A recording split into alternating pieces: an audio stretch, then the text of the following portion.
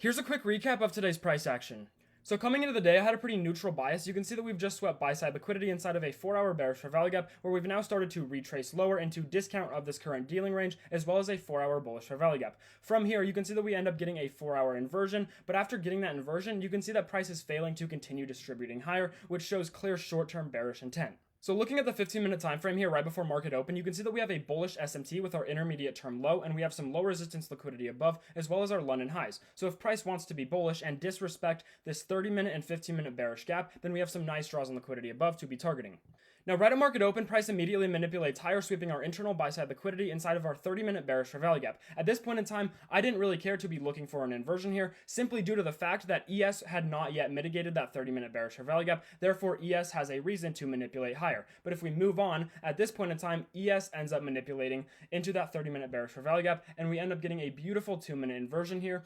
As you can see, this 2-minute closed very low into the range, so I waited for a retrace, and right when we got this retrace giving me positive risk to reward, I ended up taking a position short, and as you can see, I hit full TP in just about 2 minutes. Now, one thing I've already had a ton of people ask me about is why I was targeting a low with a bullish SMT. The reason for this is, as you can see, after putting in this bullish SMT, price does move higher, but only into this 30-minute bearish fair value gap. If price is truly going to be bullish here and respect this SMT to distribute higher, I want to see this gap get absolutely disrespected. As you can see, that's not what ends up happening. This gap gets rejected, which tells me that the short-term draw on liquidity is going to be lower, as NQ wants to take the sell-side liquidity as well. Now, shortly after, you can see that we end up creating a 5-minute bearish fair value gap, and then we end up retracing back into this 5-minute bearish fair value gap, and we get an inversion out of it to be looking for a continuation short.